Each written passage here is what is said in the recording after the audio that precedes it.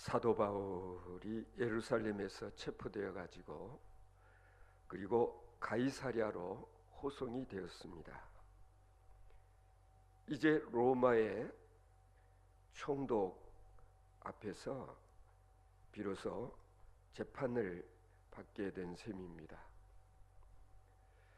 방금 우리가 함께 봉독해 본 이 본문 말씀을 통해서 알 수 있는 것은 바울 사도를 고소한 고소인은 대제사장 아나니아라는 인물입니다. 대제사장이라고 하는 이 직분은 원래 성전에 있어야 할 사람입니다. 그리고 하나님 앞에 제사 드리는 데에 자기의 역할과 그리고 본분이 있는 것입니다. 하나님 앞에 제사 드리는 이 중요한 직무를 위해서 존재하는 사람, 그것이 대제사장인 것입니다. 오늘 본문을 보면은 그런데 이 대제사장이 가이사랴까지 갔다는 것을 알 수가 있습니다. 그리고 로마 총독 앞에 서 있는 것입니다. 여러분, 이것이 얼마나 큰 문제인가 여러분 짐작이 되십니까? 사실은 정통 유대인들은 이방인들을 만나는 것조차 꺼려합니다. 이방 사람의 집에 들어간다는 것은 더더욱 마땅치가 않은 그런 일입니다. 더군다나 정치적인 능력과 그리고 권세를 가진 그런 자가 살고 있는 곳, 이 총독 관저라고 하는 이곳, 그것도 대제사장이 기소하는 사람으로 고소인의 신분으로 이 자리에 서 있다라는 것은 이건 정말 있을 수 없는 그런 일이라고 할 수 있는 것입니다. 오늘 본문을 읽어보면 대제사장 이 아나니아가 장로들과 그리고 한 변사와 함께 왔다고 그렇게 이전 개역 성경에는 번역이 되어 있는데, 이번 개역 개정판에 보면은 변호사라고 그렇게 새로이 번역을 해 놓은 것을 볼 수가 있습니다. 이 변사, 이 변호사의 역할은 두 가지 역할을 했던 것 같습니다. 하나는 통역을 하는 그런 일과 그리고 이 고소인을 대리해서 이렇게 변론을 하는 그런 일을 하기 위해서 이 사람들을 동행했을 것으로 그렇게 추측이 되어집니다. 따라서 지금 총독 앞에 서 있는 이 아나니아 대제사장이 실은 원고고 그리고 바울 사도가 피고요. 그리고 지금 이 변호사를 통해서 자신이 하고자 하는 말을 총독에게 지금 대신하게 하고 있음을 알 수가 있습니다. 이 변호사의 이름이 더둘로라고 이름까지 여기 기록이 되어 있지 않습니까? 오늘 본문 1절부터 5절까지의 제법 이 긴 말은 지금 변호사 더둘로가 하고 있지만 실은 이것은 대제사장 아나니아가 한 말이나 다름이 없습니다. 그런데 여러분 읽어보시지 않았습니까? 어떤 내용입니까? 아주 총독에게 아부를 하는 그런 말, 아첨에 가까운 그런 말을 먼저 하고 있지 않습니까? 벨릭스 각하여, 우리가 당신을 힘입어 태평을 누리고 또 이 민족이 당신의 선견으로 말미암아 여러 가지로 개선된 것을 우리가 어느 모양으로나 어느 곳에서나 크게 감사하나이다. 이렇게 한 자락 깔고 시작을 합니다. 옛날이나 지금이나 마찬가지예요. 아첨하는 사람들의 말은 좀 길어요. 참으로 제사장답지 않은 그런 아첨의 말을 로마 총독에게 하고 있다는 사실 주목할 필요가 있습니다. 벨릭스 총독 각하를 한껏 지켜 세우는 그런 아첨을 하고 있는 것입니다.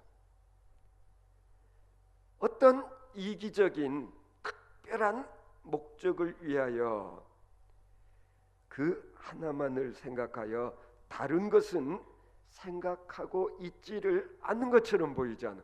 대제사장이라는 자신의 지금 신분, 위치 같은 것은 여기 고려도 않는 것처럼 느껴지지 않습니까? 무엇을 하기 위해서? 하나의 목적. 무슨 목적일까요? 바울 사도를 처형할 수만 있다면 하는 그런 바람, 자기의 뜻을 관철하기 위해서 그렇다. 지금 이 대제사장 언동을 보면은요, 오직 바울 사도를 죽여야 하겠다는 생각뿐이라는 것을 알 수가 있습니다. 바울을 죽여야겠다는 생각에 수단과 방법을 가리지 않고 있음을 알 수가 있습니다. 이 순간에는 자신의 신분이라든지 지위라든지 아니면은 자신의 어떤 채통, 명분, 신앙 다 내려놓고 심지어는 민족주의라고 하는 소위 유태인으로서의 어떤 선민 의식 같은 것 다 내팽겨치고 지금 재판장 앞에서, 아니 재판장인 총독 앞에서 이런 아부와 아첨을 하고 있는 대제사장의 모습, 정상이 아니잖아요. 비정상입니다. 자, 우리가 여기서 한번 좀 더 생각해 볼 필요가 있습니다. 대제사장이라면 명색이 유대 민족의 대표자 아닙니까?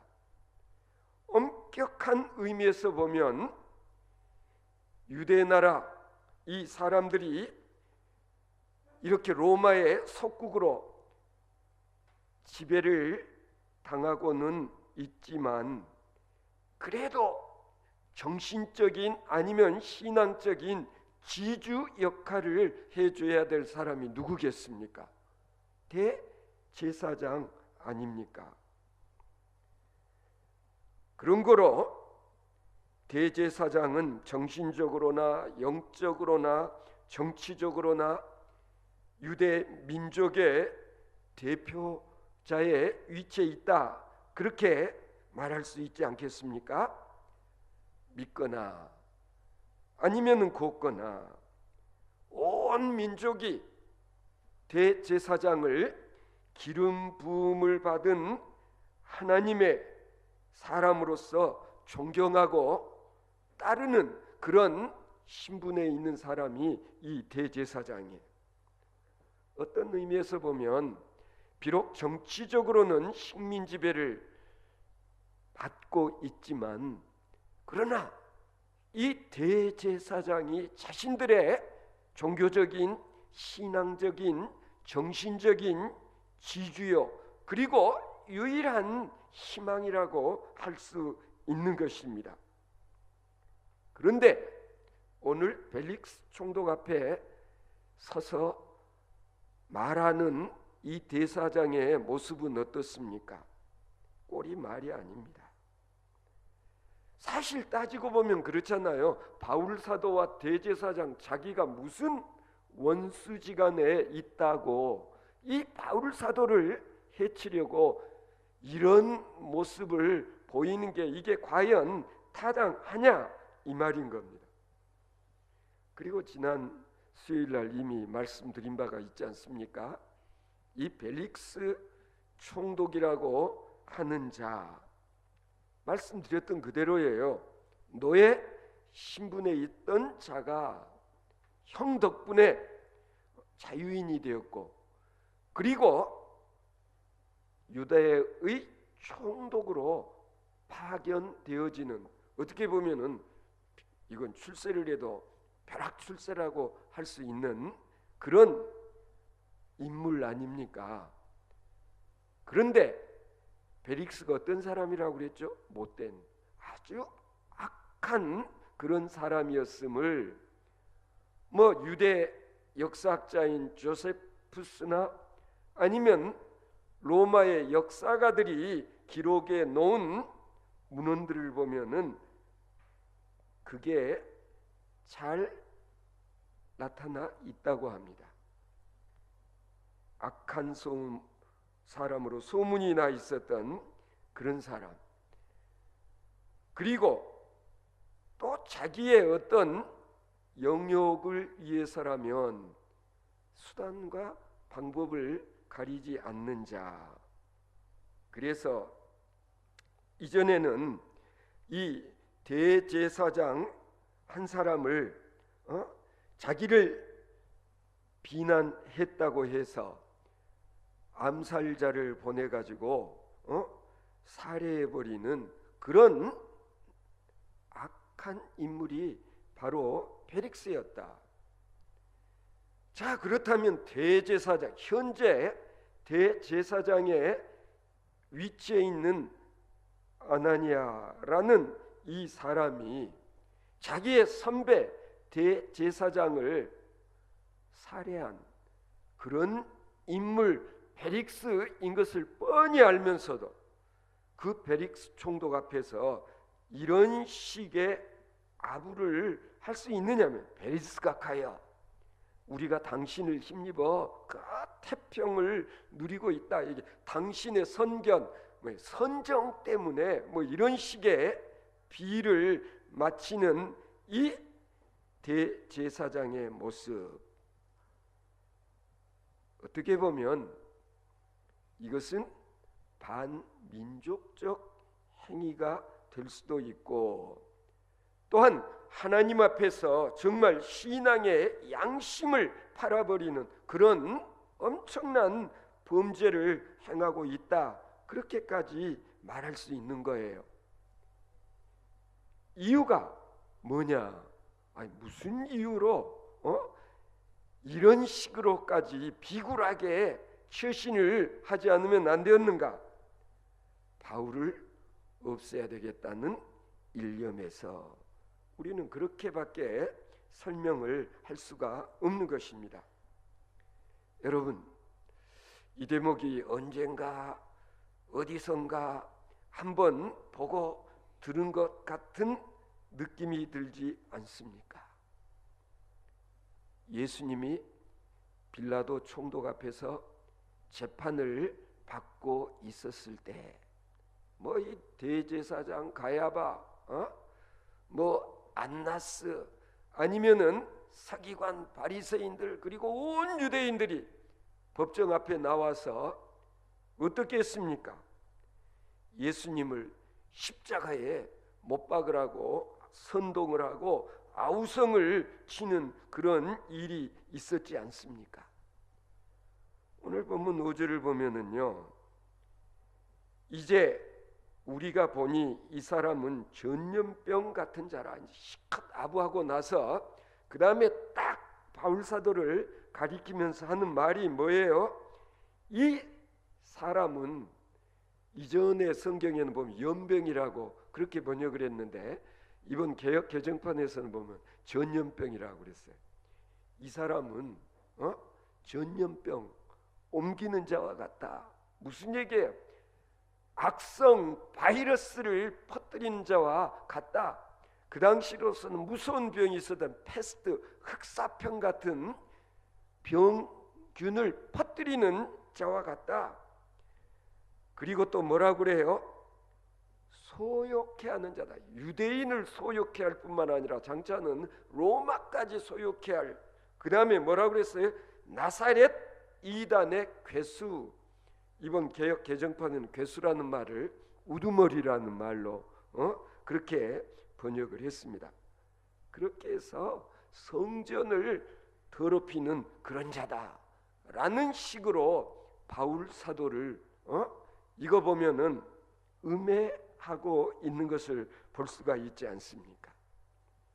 지난 수요일에도 우리가 사도행전 강의 제가 하면서 같이 상고한 바가 있습니다만은 과연 바울 사도가 그런 인물이었던가, 그런 일들을 행했던가 어떻습니까? 아니었잖아요. 바울 사도는 가는 곳곳마다 한 일이라곤 복음을 전하는 것. 복음 전하는 일 외에는 실상은 한 일이 없어요. 아닌 게 아니라 이 대제사장의 주장 어떤 면에서는 일리가 있어 보이기도 한다. 무엇이? 소요를 일으키게 했다. 여러분, 정작 소요를 일으킨 자는 누구였어요? 바울 사도입니까? 아니잖아요. 바울 사도가 복음을 전하고 다니는 곳곳마다, 제가 요즘 우리 시점 말로 도시락 싸가지고 다니면서 방해하고 핍박하는 일을 누가 했어요? 유대인들. 그리고 소위 종교 지도자들이라는 자들. 그들이 소요를 사실은 주동한 거나 다름이 없지 않습니까? 그런데 그걸 바울 사도에게 뒤집어 씌우고 있는 이 대제사장의 한심한 모습, 책임을 바울 사도에게 돌리고 있지 않습니까? 여러분, 소요는 이런 식의 소요라고 하면 그렇다고 할 수도 있어요. 예수 그리스도를 증거하고 바울 사도가 복음을 전함에 바울 사도를 통해서 복음을 전해 들은 사람들이 예수를 믿게 되는, 그렇게 돼서 정말 바울 사도를 따르는 그런 일들을 소요라고 하면서 지금 총독 앞에서 엉뚱하게 책임을 전가시키고 있지를 않습니까? 누가? 대제사장 식이나 되는 사람이 그랬다라는 거 아닙니까? 이 바울 사도가 우리네 사회를 소요케 하고 있다는 이런 억지 주장, 왜 이런 주장을 늘어놓고 있는 거죠?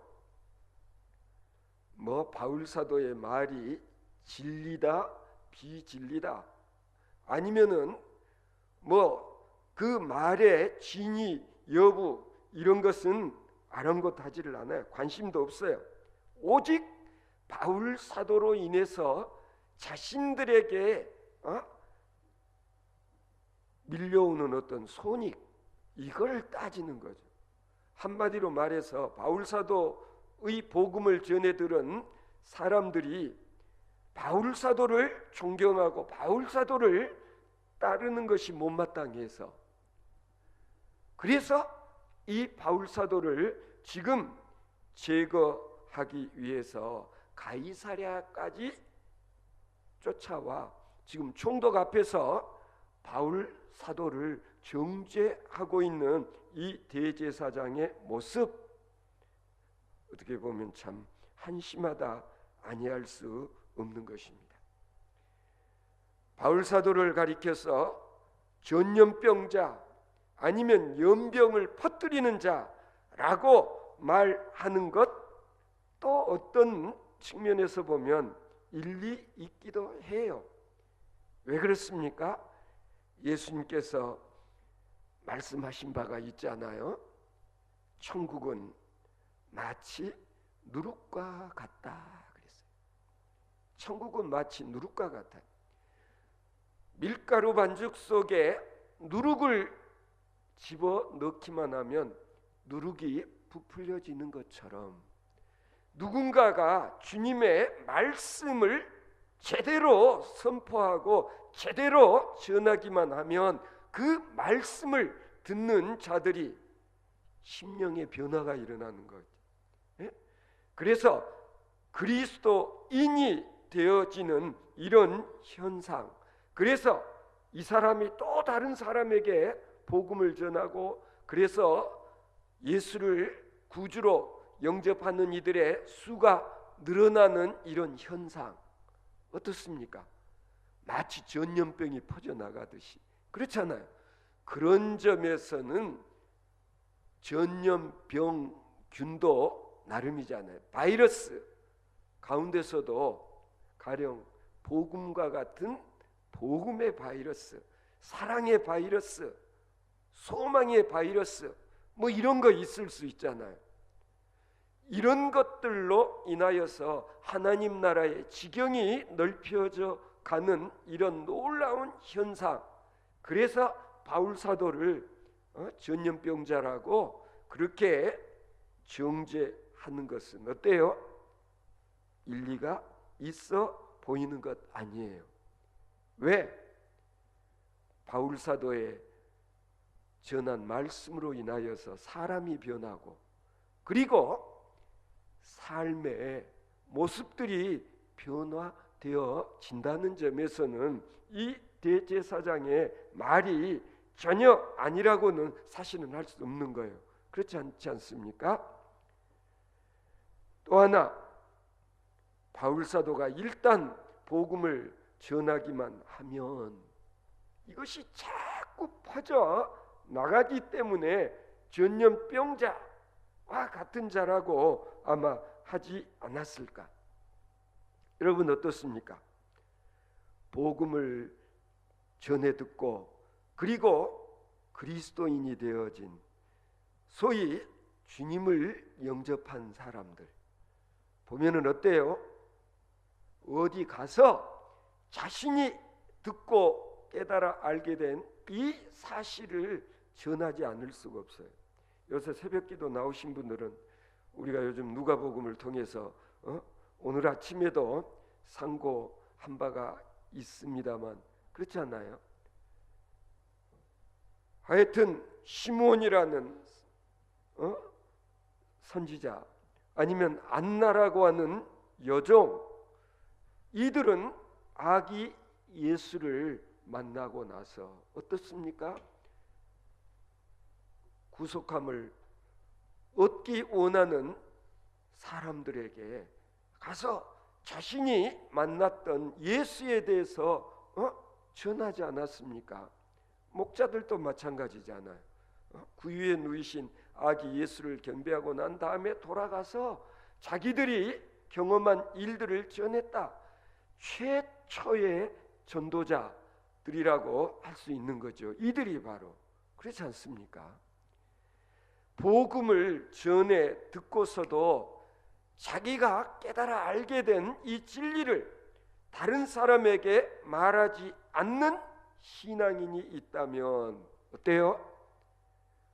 정상적인 그리스도인이 아니다. 벙어리 그리스도인. 그리스도인은 그리스도인인데 복음을 전하지 못하는 벙어리와 같은, 어떻게 보면 영적 장애가 있는 그런 신앙인이다. 그렇게밖에 말할 수 없는 거죠.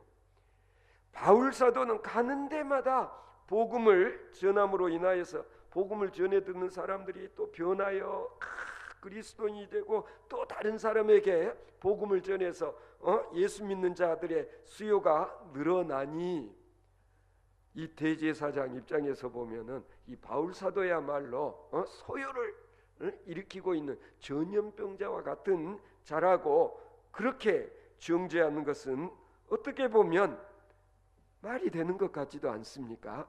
어거지이기는 하지만 말입니다. 이런 억지 주장을 늘어놓는 이유는 뭐예요? 자우지가 내 마음에 들지 않아. 바울 사도를 제거하지 않으면 안 되겠다는 일념에서 이런 어거지 주장을 늘어놓고 있다는 거죠. 여러분, 요즘도 그러잖아요. 법정에서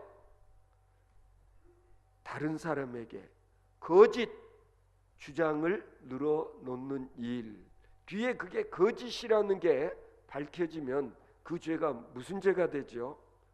무고죄라는 거예요.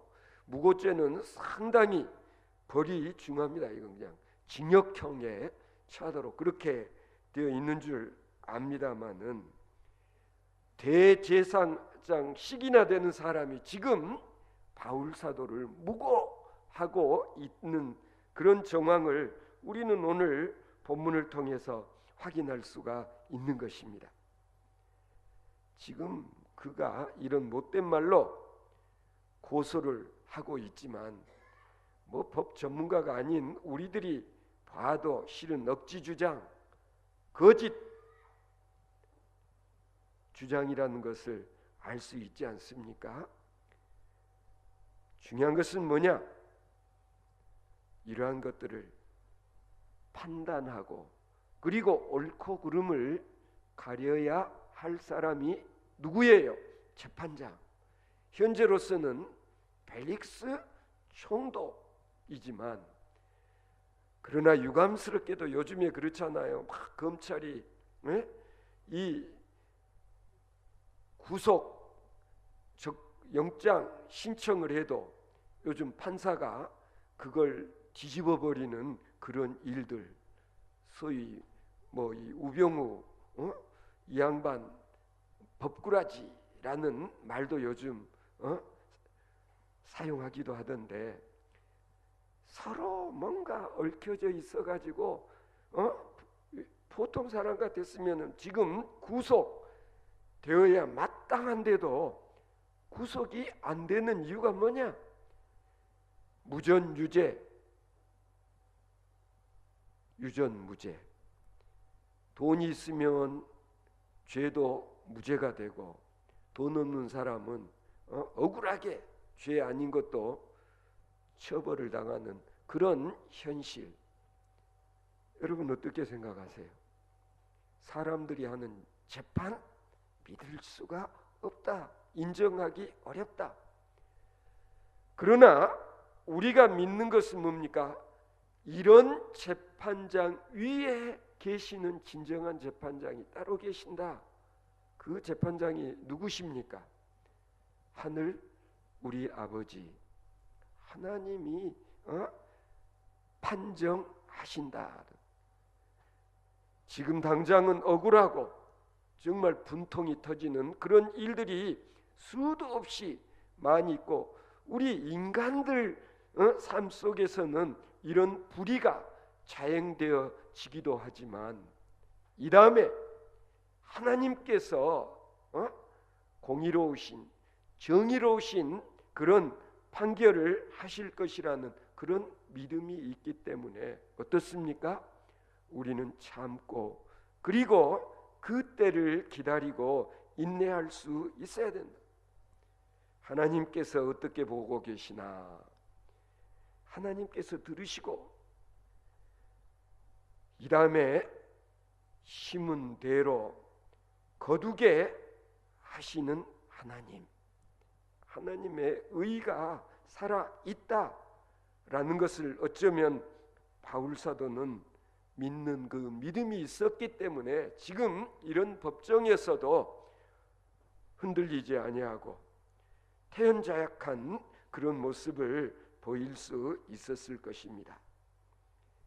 대제사장식이나 되는 사람이 이런 것을 간과하고 있는 것을 볼 수가 있습니다. 사람의 일로만 생각하고 있음이 분명합니다. 하나님 두려운 줄을 몰랐던 것입니다.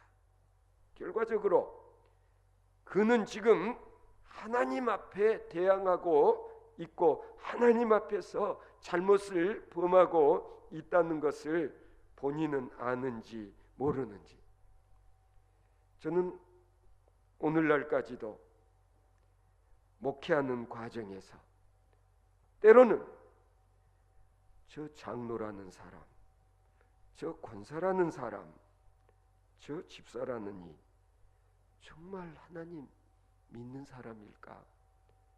하나님 두려워하는 마음이 있는 것인가? 하나님을 경외하는 마음이 진정 있는 것인가? 의심스러울 때가 종종 있어요. 여러분은 어떻습니까? 나는 참 그리스도인 맞습니까? 목사로서 아니면 재직들로서 오늘 주신 이 말씀에 비추어 내 자신을 다시 한번 되돌아보면서 이 정말 비겁하고 불의한 대제사장과 같은 그런 길을 가지 않는 저와 여러분들 되어질 수 있기를 바랍니다.